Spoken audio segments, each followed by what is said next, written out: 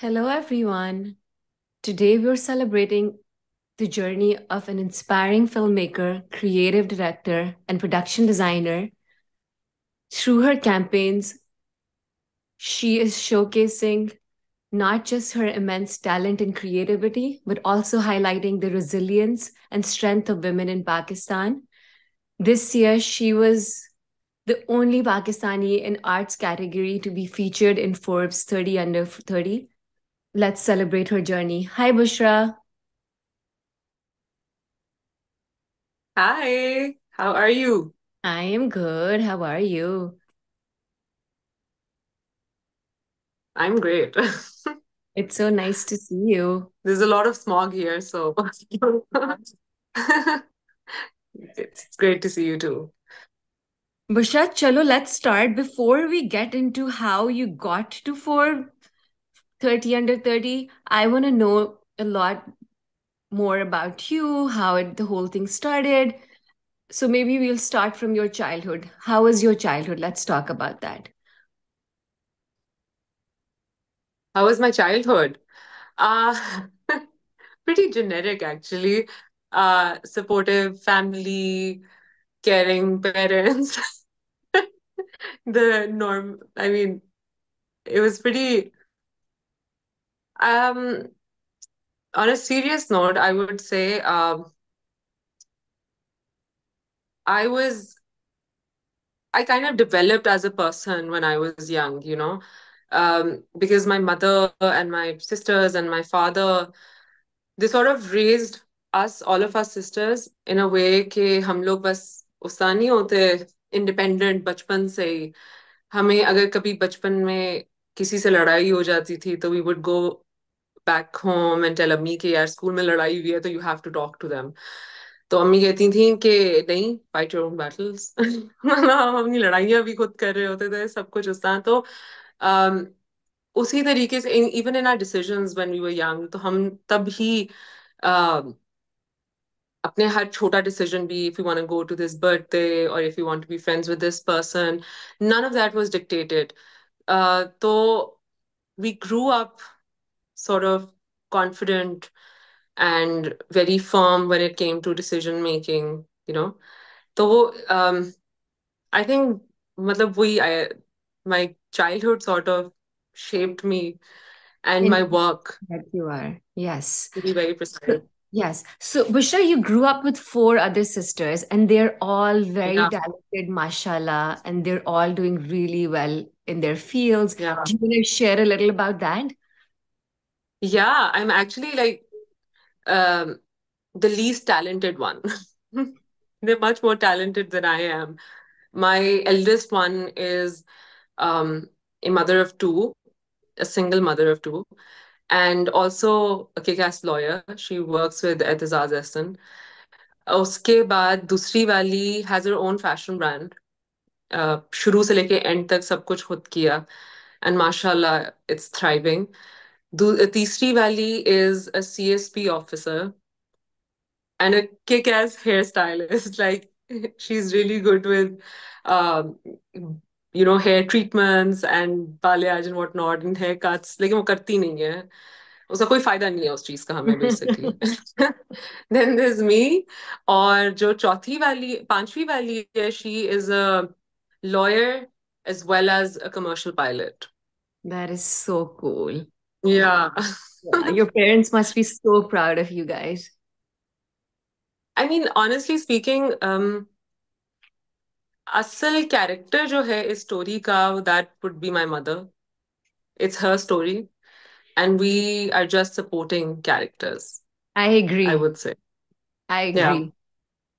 अच्छा मुझे बताओ आप हमेशा से बचपन से you wanted to be a filmmaker, art director or it later on developed like because I remember जब हम छोटे थे तो either we wanted to be a doctor like the first half of my life I wanted to be a doctor then I did biophysics chemistry in O levels and I realized oh my god I suck at it and I don't think I'll be able to do this so in A levels I remember kids everybody was doing law And I thought, oh, maybe I should try that because I was good at writing. So I thought, chalo, let's do that. And that's when I actually decided कि हाँ, I want to go to law school because I had such a good time. So how did you decide that this is what I want to do?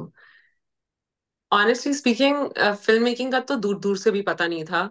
और doctor वगैरह तो मैं बन ही नहीं सकती थी। मैं 6 बार भी पैदा हो जाऊं ना तो मैं डॉक्टर नहीं बन सकती। लेकिन बचपन में मुझे शौक था मेकअप आर्टिस्ट बनने का, बहुत शदीद।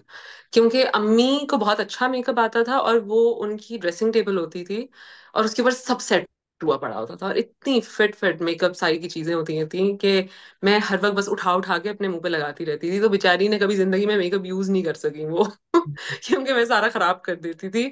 तो मुझे वो शौक था। But as I grew older, तो मैं एक दिन हम देखने गए लव में गुम। It's a Pakistani film by Reema ji. और वो फिल्म के बीच में ही मैंने अपनी बहन की तरफ देखा और मैंने कहा यार ये फ्यूचर है हमारा। मतलब मुझे फिल्म मेकर बनना है। So it kind of started like a joke, लेकिन फिर आहिस्ता आहिस्ता करके वो रियलिटी में बदलता गया। Then I got into NCA. वहां पे फिल्म बस पता नहीं कैसे, आई डोंट नो, पता है ये बस एक स्पर ऑफ द मोमेंट वाला एक डिसीजन था कि मैं फिल्म मेकर बनूंगी, पाकिस्तान को चेंज करूंगी, सब चेंज कर दूंगी। लेकिन जैसे ग्रेजुएट की फिर कोविड आ गया तो फिल्म्स तो अब बनाना बंद हो गए हम।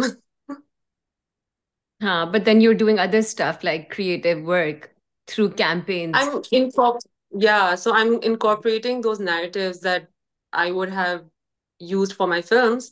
I'm creating those narratives to sort of fill this vacuum there is in the fashion industry, because isse pehle I don't think it was being um, used for conversations, you know. That is It was true. just being used पहले for सिर्फ just capitalism.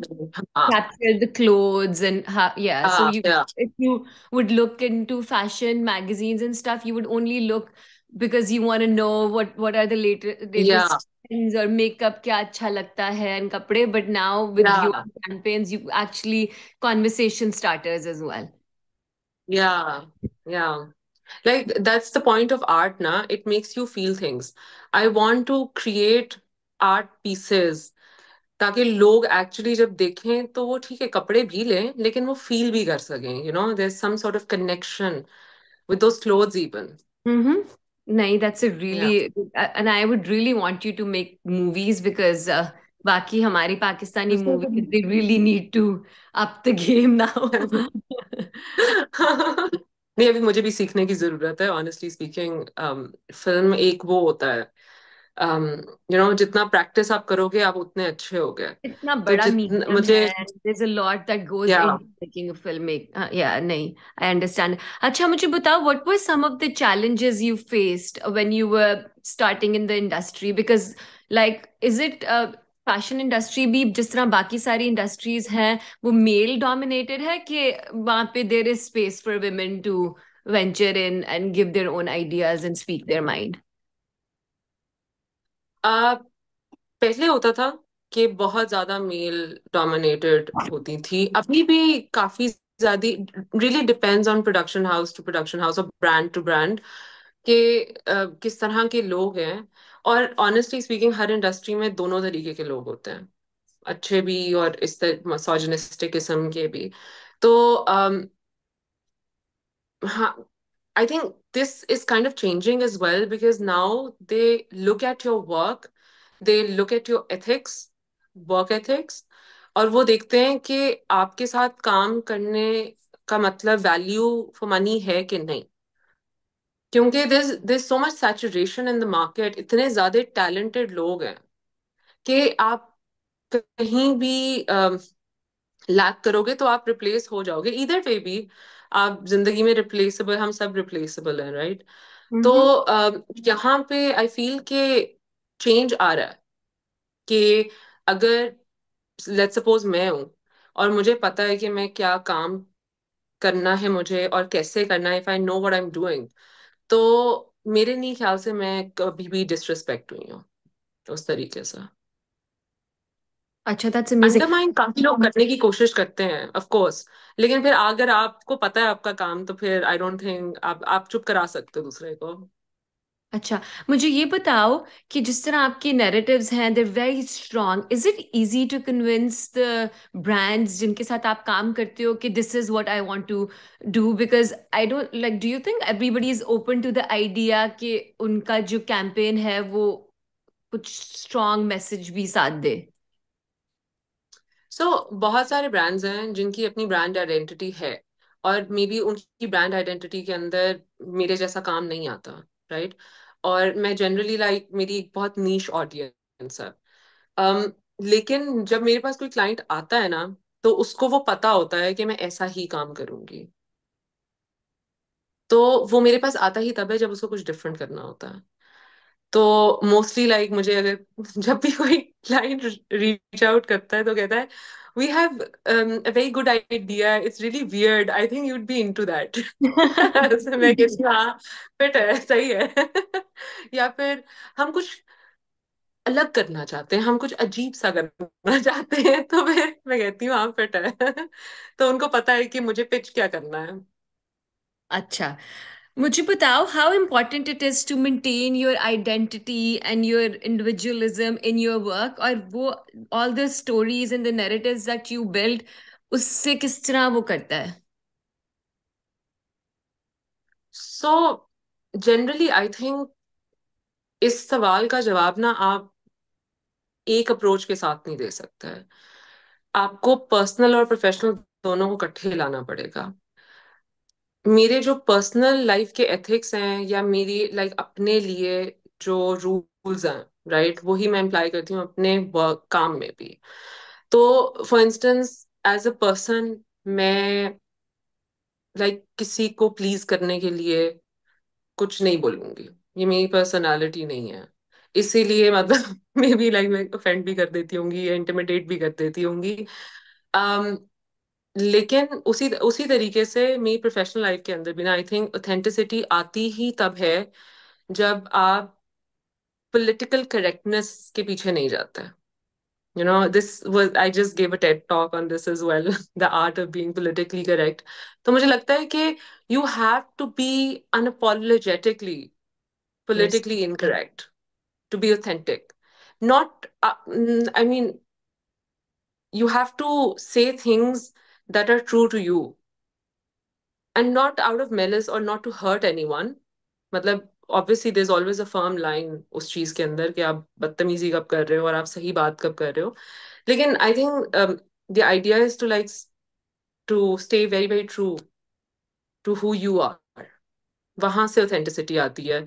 तो मेरे काम के अंदर भी जब I'm designing something, I'm designing a campaign, वो कहीं ना कहीं से मेरी लाइफ में मैं या तो गुजरी हूँ, मैंने या तो फील किया है, या तो मैंने देखा है, ऑब्जर्व किया है कि होते हुए, वहां से मैं इंस्पायर होके, मतलब जिस तरह मुझे नजर आया है उसी तरीके फिर मैं रिसर्च करती हूँ। आई टॉक टू पीपल, यार do you also feel like this. अगर तो मुझे एक कलेक्टिव आंसर मिलता है कि हाँ बहुत सारे लोग ऐसा ही फील कर रहे हैं, that is when I make the campaign, कि मैं भी फील कर रही हूँ, मेरे साथ 10 और लड़कियां भी फील कर रही हैं, तो ये होगा ना सच। And that is how, first I have to believe in the idea to really accept it, and then I speak that. No, it shows in your work because वो इतना ऑथेंटिक और इतना रिलेटेबल होता है, so it shows Yeah, the research that goes behind it. अच्छा, tell yeah. Me about your campaign Gudiya that got international recognition, and what was the process like for you to be selected for Forbes 30 under 30? So, I mean, the campaign Gudiya is about how women, especially, are seen, especially in the marriage industry. How each of their step is dictated and uh, frowned upon।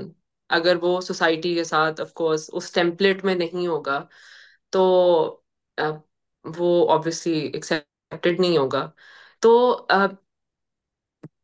हम यही देखते हैं कि एक लड़की की जिंदगी का वो सबसे इम्पोर्टेंट जब मतलब होना तो नहीं चाहिए सबसे इम्पोर्टेंट दिन, लेकिन कहा जाता है कि सबसे ज्यादा इम्पोर्टेंट दिन है। हाँ, बिकॉज बचपन से ही और आपको सिखाया जाता है, और हम छोटे से एज से बारबी डॉल्स और उनकी शादियां कराते या हुए बड़े हुए हैं। और हमें बहुत बचपन से कराई बताया है। जाता है कि हाँ, this day will या come and then everything will change for you. And you're right, absolutely. yeah, that's not the truth.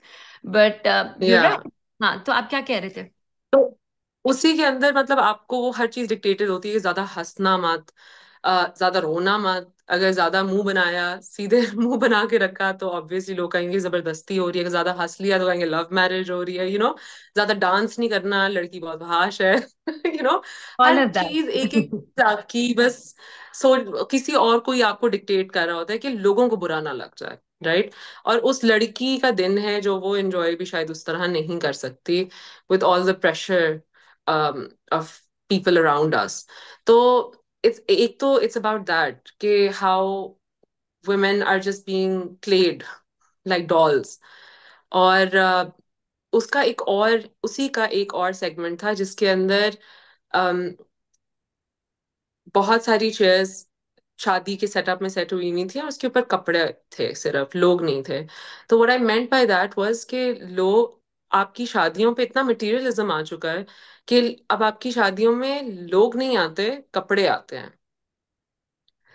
और मुझे ये चीज तब मतलब इसका क्रिएटिव प्रोसेस ये था जब मैं हर वक्त जब जहाँ पे भी जाती थी लोग कहते थे oh what are you wearing, is this Sabyasachi. तो वो जब वो होता था ना, मतलब उस बंदे की अपनी कोई पर्सनालिटी नहीं है, वो कपड़े जो पहन के आया है वो ही सारी उसकी पर्सनालिटी है। तो वहीं से हमारी ऑथेंटिसिटी जो है ना, वो खत्म हो जाती है, इंडिविजुअलिटी खत्म हो जाती है जब हम इतनी ज्यादा पावर उस मटेरियल को दे देते हैं। तो that was the whole campaign. Whole campaign, acha. And you did या it with your sister, right? या You did. Domain sure, yes. Do you think that was the reason why you were able to like do it the way you did it? Because it was your sister that absolutely, gave you the free hand. 100%, Yeah. 100%। Like मेरी जितनी भी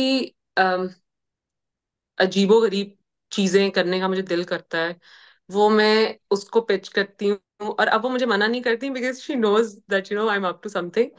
but हाँ, वही है जो मुझे all out जाने देती हैं। और there is another brand also, वो भी मुझे ऑल आउट जाने देते हैं, फुल क्रिएटिव फ्रीडम देते हैं। तो इस तरह के क्लाइंट्स मुझे बहुत अच्छे लगते हैं। हाँ, बिकॉज जब आपको प्रॉपर फुल क्रिएटिव लिबर्टी मिलती है, that is when you are able to create something so special and out of the box. या ठीक है। अच्छा, मुझे बताओ कि आपकी अब आफ्टर दिस रिकग्निशन आपकी करियर पे क्या इफेक्ट आया है? Have you seen any change in people and the way they perceive you? Not really, I think change तब आता अगर मैं चेंज होती। um, तो मतलब अगर आप इस तरह की चीजों को, because this is one of the milestones, not the ultimate milestones, right. तो अगर इस चीज से ही ओवर हो जाऊंगी तो आगे जाके क्या करूंगी। और वैसे भी पता है, झुके हुए दरख्त को ही फल लगता है, और मुझे अम्मी ने बचपन से रटाया हुआ है। तो इसलिए I try not to get let these things get to me उस तरह से। बट या अगर मैं चेंज होती तो फिर लोग चेंज होते हैं। मेरे रिलेशनशिप्स चेंज नहीं हुए, मेरी जो लोगों के साथ मैं प्रोफेशनली काम करती हूँ उनके साथ कुछ ऐसा चेंज नहीं हुआ। ऑफ कोर्स लाइक क्रेडिबिलिटी आपको बहुत ज्यादा मिल जाती है इस चीज से, there is no doubt about that. आपके लिए बहुत ज्यादा एवेन्यूज खुल जाते हैं। बट रियली अब आप पे भी डिपेंड करता है कि आप उन एवेन्यूज को कैसे मतलब नेविगेट करते हैं उनके इर्द गिर्द। तो चेंज शायद आया, I don't know. You didn't realize. आया होएगा, फॉर श्योर आया अच्छा, होएगा। मुझे बताओ कि what are some of the challenges that you faced in your journey? You just started, it's just been like few years, but क्या challenges आपने face किए हैं? हम्म, ये थोड़ा सा ट्रिकी क्वेश्चन है। चैलेंजेस, एक तो ऑब्वियसली क्योंकि जैसे ही मैं ग्रेजुएट की थी उसके फौरन बाद कोविड आ गया, तो I didn't get to learn the craft and the skill, right? तो वो ट्रायल्स एंड एरर्स से ये मैंने खुद ही सीखा है, और अभी भी सीख रही हूँ, एंड पूरी जिंदगी सीखती ही रहूंगी। ये एक अच्छी चीज भी हुई और एक बुरी चीज भी हुई मेरे साथ, कि मुझे सिखाने वाले लोग नहीं थे। क्योंकि पूरी दुनिया बंद थी, ऑफ कोर्स। हाँ, तो everybody was gone. तो क्या सिखाता हाँ, मुझे? लाइक मैं असिस्ट नहीं, एग्जैक्टली मैं किसी को असिस्ट नहीं कर सकी, मैंने सीधा I just jumped on to doing my own thing. तो वो काफी बार लाइक अपने असिस्टेंट्स के साथ मैं खुद फिगर आउट कर रही होती हूँ कि ये, क्योंकि मैं ये पहले नहीं देखती कि कैसे बनेगी ये चीज, राइट? मैं सिर्फ डिजाइन करती हूँ और मैं कहती हूँ देखेंगे कि कैसे बनेगी फिर उसको फिगर आउट करते हैं ट्रायल्स एंड एरर्स से। तो आई थिंक वो काफी फिट तरीका है। चैलेंज एक तो ये था कि सीखना भी खुद है, और इंडस्ट्री का भी नहीं पता था कि इंडस्ट्री कैसे काम करती है। तो वो ऑब्वियसली हर इंडस्ट्री में अच्छे बुरे हर तरीके के लोग होते हैं, बहुत सारे आपको लिफ्ट करते हैं और बहुत सारे आपको पुल डाउन करते हैं। तो वो तो आई आई थिंक हर जगह पे और हर करियर में ही होता है। तो ये चीज भी थी। और फिर एक चीज जो मैंने देखी थी वो ये थी कि women not supporting each other or lifting each other. um, अब खैर थिंग्स आर चेंजिंग बहुत ज्यादा, people want to collaborate, people want to build a community, which is great and I love that. अब मुझे भी शर्म नहीं आती, मैं लोगों को रीच आउट करती हूँ और कहती हूँ हाँ भाई चलो मिलते हैं रैंडमली, लाइक मैं जानती भी नहीं होती, but you know I like their work and I want to meet them and build a community even if we don't work together, right? तो आई थिंक ये इनिशिएटिव बहुत सारे और लोगों ने भी लिया है, और इकट्ठे अब सब जो है ना कोलैबोरेटिव काम की तरफ जा रहे हैं, which is a lovely thing. Do you think लेकिन it's पहले because ये मसले थे। Do you think it's because of NCA? Because a lot of you guys went to NCA and you know each other from before and you have similar like creative process that you go through. Do you think it's because of that? No, I don't think so. You don't think so? हाँ Okay. नहीं, NC के अंदर इतनी ज्यादा politics होती थी I think NC में ज्यादा होती थी बाहर आके इतनी नहीं थी। Some movie. तो I don't think that's the reason. Acha. Bushra, what would you like to say to girls, young girls that are trying to venture out in this direction, filmmaking or creative process of any kind? What would you say to these girls? Honestly पहले तो मैं कहूंगी या तो doctor बन जाए वो बनना that's easier. थोड़ी सी मेहनत करनी है, I am not And then you're joking sorted for life. Sorted Yeah. नहीं नहीं, मजाक कर रही हूँ। अ, पता है ऑनेस्टली स्पीकिंग, एक एक बंदी, एक एक औरत जो इस फील्ड में काम कर रही है ना, इज एन इंस्पिरेशन। क्वीन है सारी की सारी। ये सब मतलब it's very hard to be a part of a boys club, you know, और फिर उसके अंदर इतना कुछ अचीव करना इज बियॉन्ड मी। मैं इतना अमेज होती हूँ और मैं खुद इंस्पायर होती हूँ इस चीज से। जो जो औरत काम कर रही है इंडस्ट्री के अंदर, आसान नहीं है इस इंडस्ट्री के अंदर मतलब फिल्म या फैशन के अंदर काम करना इज नॉट इजी। पूरे पूरे इन लड़कियों ने पूरे पूरे लाइक बिजनेसेस खोले हैं और इतने बड़े बड़े एम्पायर्स चला रही हैं वो। It's amazing, and I hope कि मैं एक दिन इतना ही अच्छा कर सकूं। ऑनेस्टली लाइक मुझे लगता है कि इस इन्हीं से इंस्पायर होना चाहिए लड़कियों को कि आप भी कर सकते हो, if you like decide to be authentic and आप you work hard towards your dreams, तो फिर इम्पॉसिबल नहीं है। ऐसा नहीं है कि दिस इजंट लुक्रेटिव, बहुत लुक्रेटिव बिजनेस है, और है ही बिजनेस। Mhm. बट लाइक आपके पास वैक्यूम भी बहुत ज्यादा है ना, बहुत ज्यादा जगह स्पेस है to create your own things Identity. with your own style. Acha, Bushra, I'm not going to let you go because I know that you're a very good singer. You're going to sing Oh something my for us. God! Why do we know each other? Well, ये मसला होता है पता हाँ, है. I'm not going to let you go till you sing something for me. Oh my God. Okay. Hmm. Uh, ठीक है, डरे मत. ठीक, डरना नहीं है.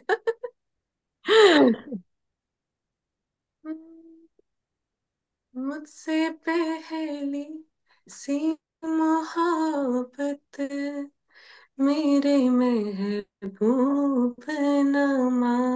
हाँ, मुझसे पहली सी मोहब्बत मेरे महबूब नमा. मुझसे पहली सी मोहब्बत मेरे महबूब नमा. मुझसे That was यही है. beautiful. Thank you so much for doing this, Sorry. Bushra. I know you're very busy, but you took out time for me. Thank you. नहीं. This is Sorry amazing. to all your listeners. इतना No, गंदा गाने के no, लिए. this I is apologize in beautiful. No, advance. this is really nice. I'm sure people listening to this will get really inspired by your journey. I hope so. I hope. Uh, I Thank you hope. so much. Thank you for having me. Okay, bye.